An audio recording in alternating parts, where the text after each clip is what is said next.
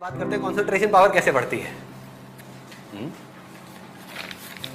कहते हैं जब पढ़ाई करते हैं तो अगर पीछे आप कोई म्यूजिक ऑन कर लो तो पढ़ाई में ध्यान लग जाता है। ऐसे ही करते हो, लोग करते यही हैं लेकिन अनजाने में करते हैं। मैं आपको उसके पीछे लॉजिक बता रहा हूं कि रीजन क्या है और कैसे काम होता है। इंस्ट्रूमेंटल म्यूजिक अगर आप प्ले करोगे और उस इंस्ट्रूमेंटल म्यूजिक में भी बीट्स बहुत ज्यादा नहीं है, धांधू नहीं है, बेस ज्यादा नहीं है, तो आपका ध्यान पढ़ाई पे लग जाएगा। सॉफ्ट म्यूजिक, इसके पीछे लॉजिक क्या है कि वो ध्यान आपका जो 50 जगह पे चल रहा था वो वहां से हट करके एक जगह पे आ गया। जब म्यूजिक सुनते हो तो क्या होता है, थोड़ी देर बाद में और थॉट्स आने बंद हो जाते हैं, सिर्फ म्यूजिक की तरफ ध्यान होता है और ध्यान होता है पढ़ाई की तरफ। तो ध्यान पहले जो 50 जगह पे था और पढ़ाई पे था, अब वो कहां पर है? एक जगह पर है, यानी कि म्यूजिक पर है और पढ़ाई पर है। 2 जगह पर आ गया। तो अगर ध्यान 2 जगह पर होगा उस ध्यान की पावर ज्यादा होगी, या ध्यान 100 जगह पर होगा उसकी ज्यादा होगी? 2 जगह पर होगा। अब इस साउंड में देखो क्या होता है। इसमें तो ना कोई बीट्स है, ना कोई लिरिक्स है, कुछ भी नहीं है। जब आप बैठोगे पढ़ने के लिए तो क्या होगा, आपका ध्यान पहले तो हर जगह से हट करके इसकी तरफ आ जाएगा। होता है ऐसा? कभी भी नोट करना।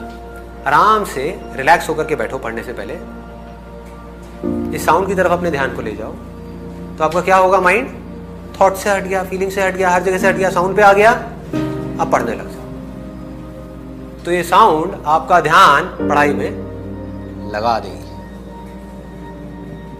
वन पॉइंटेडनेस, ध्यान। व्हाट डज ध्यान मीन?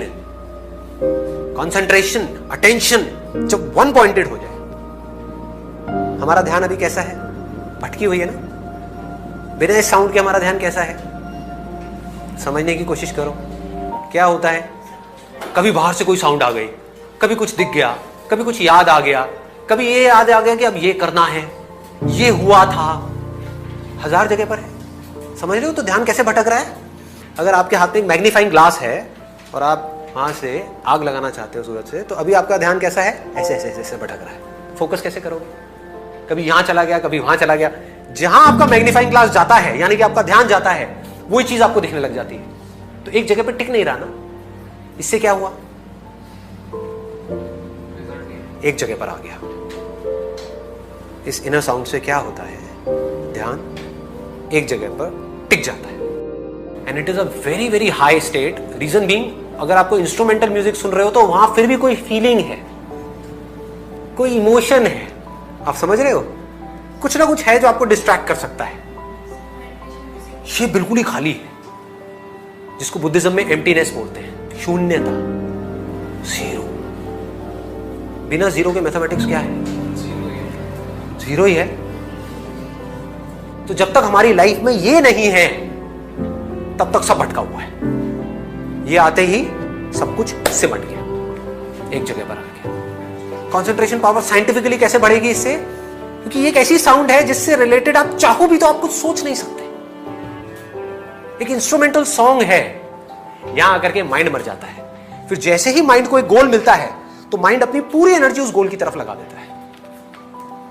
तो 2 घंटे में जो आप पढ़ाई करोगे, that will be equivalent to 20 घंटे की पढ़ाई उस आदमी के कंपैरिजन में जिसका ध्यान भटका हुआ है। 2 घंटे में जिसका ध्यान 1000 बार भटक रहा है, मान लो शुरू में आपका भी ध्यान 2 घंटे में 10 बार भटकता है, लेकिन उसका 1000 बार भटक रहा है। या आप ही का पहले 1000 बार भटकता था, अब सिर्फ 10 बार भटका। जैसे ही भटका, पढ़ाई से ध्यान को हटाया, ध्यान को ले गए साउंड की तरफ, पढ़ाई को छोड़ दिया 5 मिनट के लिए, फिर से एनर्जाइज हो गए। ये आपको एनर्जाइज कर देती है, कभी नोट किया है? एनर्जी से भर देगी, because this is the source of energy. तो यहां से आप एनर्जी से भर गए, भरते गए भरते गए भरते गए, फिर आधा घंटा पढ़ाई गई, ब्रेक लिया, थोड़ी देर इसको सुना, फिर पढ़ाई गई, बढ़ गई कंसंट्रेशन पावर।